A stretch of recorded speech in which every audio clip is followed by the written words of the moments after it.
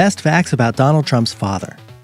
Everyone is interested in the life of one of the most influential men in the world, Donald Trump. Here are some facts about his family, especially about his father, Frederick. Fred Trump was born on October 11, 1905 in New York, the son of Frederick Trump and Elizabeth Christ Trump. He started his own business when he was 22, the Elizabeth Trump and Son Company, in 1927, 9 years after the death of his father. This was the real estate company that would become the Trump Organization.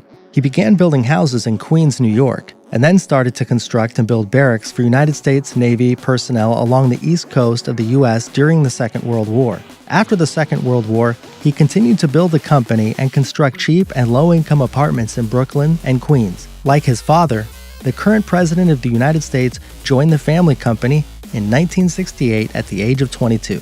Donald Trump's father had 5 children with Mary Trump, the Scottish immigrant who had been naturalized in 1942. They married in 1936. Including Donald Trump, there were Mary Ann Trump Barry, Frederick Jr., Elizabeth, and Robert. The oldest, Frederick Jr., died in 1981 due to alcoholism. Frederick Trump suffered from Alzheimer's disease and became sick with pneumonia in 1981, which led to his death in June of that year. He left a huge inheritance of between $250 million and $300 million. Despite his wealth, Frederick was known as a frugal man who did not spend money in a foolish way. Fred Trump was accused of racism.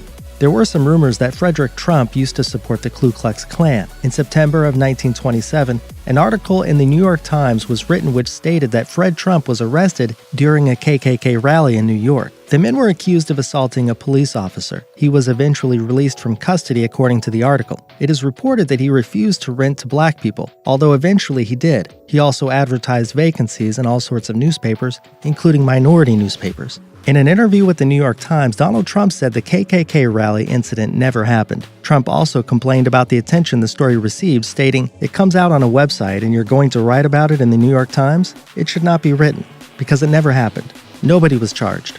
His son describes him characteristically. He would routinely drive his Cadillac to one of his many construction sites after the day's work was over, the Times said in an obituary. Wearing a natty suit with his chiseled features and wide grin, he resembled a silent film star. He would walk through the studs and across the plywood floors, picking up unused nails to hand back to his carpenters the next day. Thanks for watching. Subscribe to our channel and see our other videos.